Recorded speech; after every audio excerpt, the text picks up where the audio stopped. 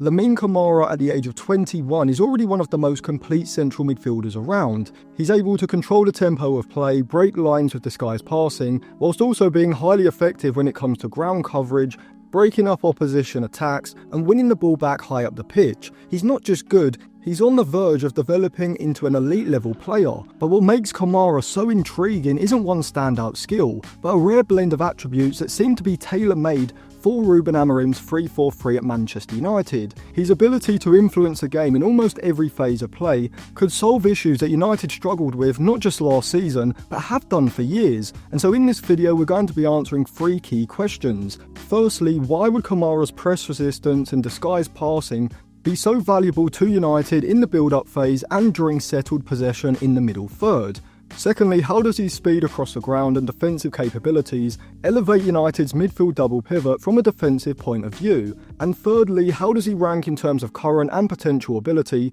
to players like Adam Wharton and Carlos Baleba? Well, by the end of the video, you're going to understand exactly how good Lamin Kamar is, and why if he was signed either this summer or next, he could play a significant role in a title-challenging side. But before I get into that, if you want to check out any cheap, good quality football jerseys, go over to okjersey.com. They've got the new Manchester United releases for the upcoming season, with OK Jersey also allowing you to pick up high quality football shirts from just £15, plus free shipping across Europe for all orders over £45. They sent me over these new release alternative Manchester United jerseys from this season, as well as a long-sleeved retro home shirt from the 92-93 season with Cantona 7 on the back, alongside this Nuno Gomez Benfica shirt from the 97-98 season as well. If you use code ATLANTIS at checkout you'll get a discount, so I'll leave it linked in the description and in the comments section below. So in terms of the style of central midfielder that Kamar is, I'd describe him as a deeper line playmaker primarily,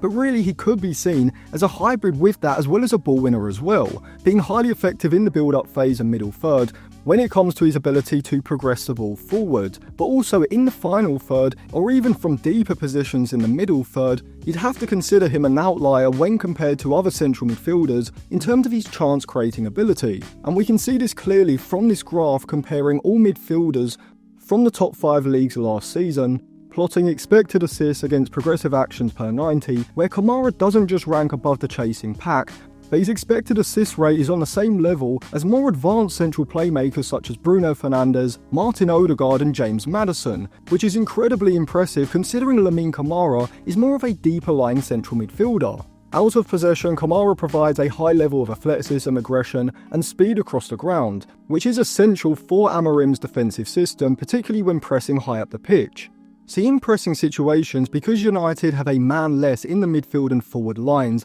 at the top of the pitch, the amount of ground that has to be covered by the midfield double pivot is substantially greater than in, say, a 4-3-3, a 4-4-2 or a 4-2-3-1. See, with the front three sitting fairly narrow but moving forward aggressively in order to apply pressure as high up the pitch as possible during the opposition's build-up phase, even with the wing-backs moving high up the flanks in order to create a 3-4-3 pressing shape, as well as the back three being left man-for-man on the halfway line, the more aggressively the front three press, the greater amount of space that's going to be left between one of United's pressing lines behind. Which of the pressing lines there is a greater amount of space between depends on the positioning of the midfield double pivot. The closer to the front three they are, the space is going to be expanded in front of the defensive line. If they instead sit deeper in order to reduce the space behind, then the space expands in behind the front line, which renders the press ineffective, making it easy for the opposition to play through. When United are pressing high in the 3-4-3, you really want the double pivot as close to the front line as possible,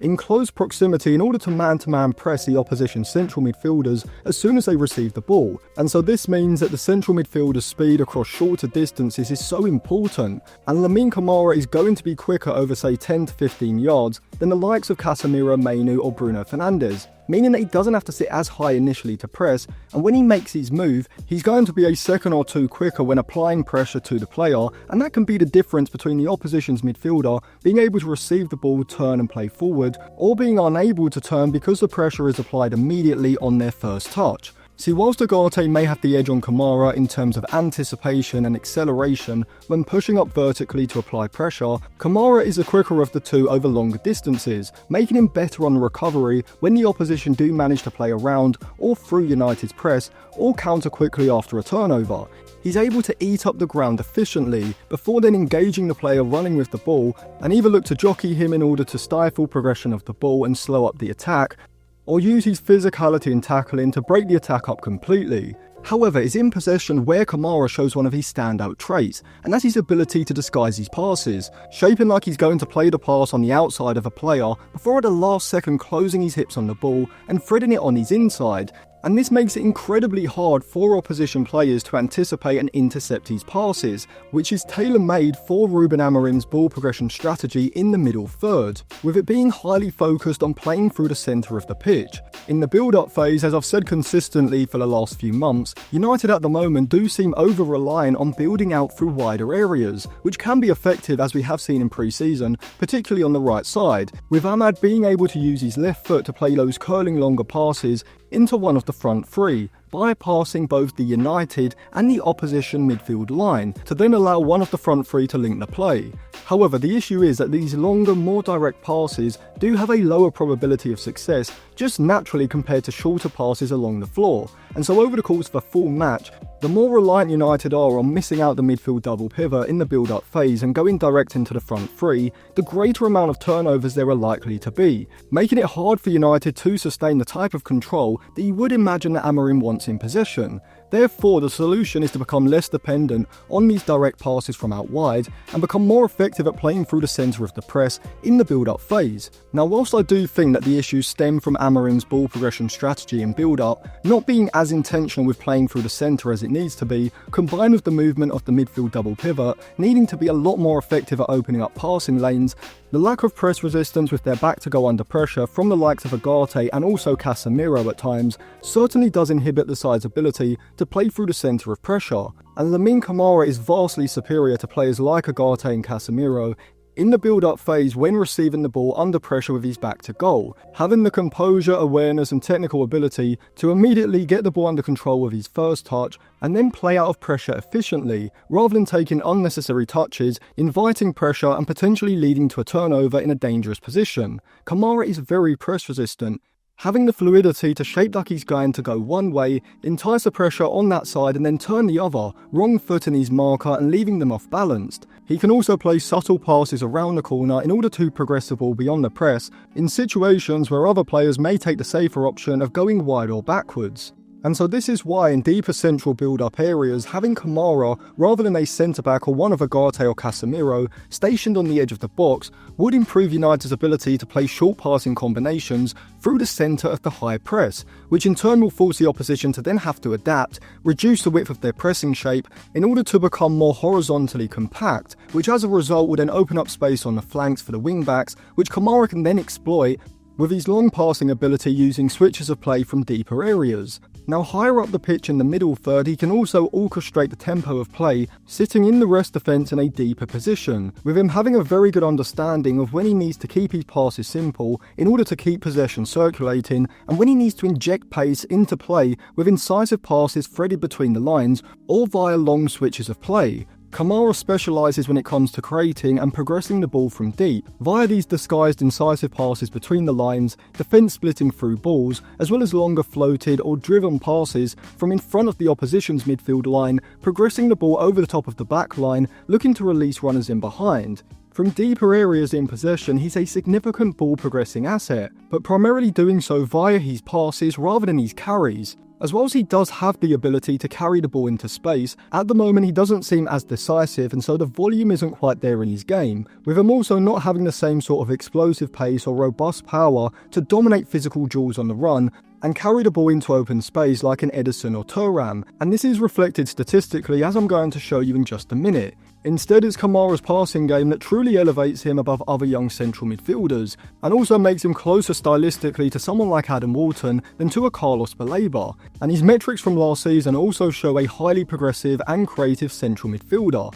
As from this 12 key metric circle chart, when compared against every other midfielder in the top 7 leagues last season, Kamara ranks exceptionally high for his expected assist rate, sitting in the top 4% of all midfielders, which is even more impressive considering that you wouldn't define him as an advanced central midfielder but instead someone who operates in deeper positions. Defensively, whilst he does rank around the median for the percentage of defensive duels he has won, You can also see that he is a high volume ball winner, ranking in the top 20% for his possessions won and interceptions. However, you can clearly see that ball progression wise he's significantly more reliant on his passing than his carrying, which isn't really a massive issue, even though I would like to see his carrying numbers improving throughout the next few seasons. And whilst his passing completion rates aren't anything extraordinary, considering his creative output, the fact that he still ranks sufficiently above the median for his short, progressive and long passing completion rates is actually more impressive than it initially looks. And so all in all, Kamar at 21 years old is already a highly complete central midfielder. He has no significant weaknesses in possession,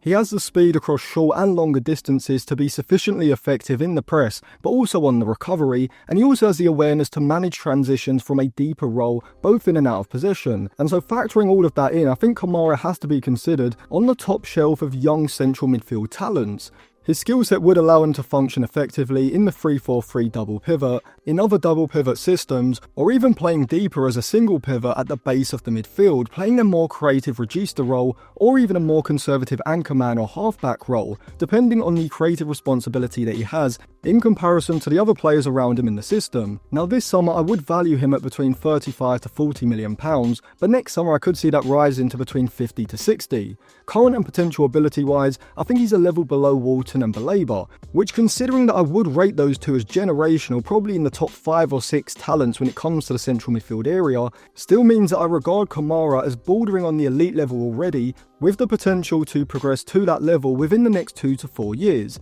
So let me know what you think of Lamin Kamara in the comment section below, and if you want to check out any cheap, good quality football jerseys, go over to okjersey.com, use code Atlantis at checkout for a discount, so I'll leave it linked in the description and in the comment section below.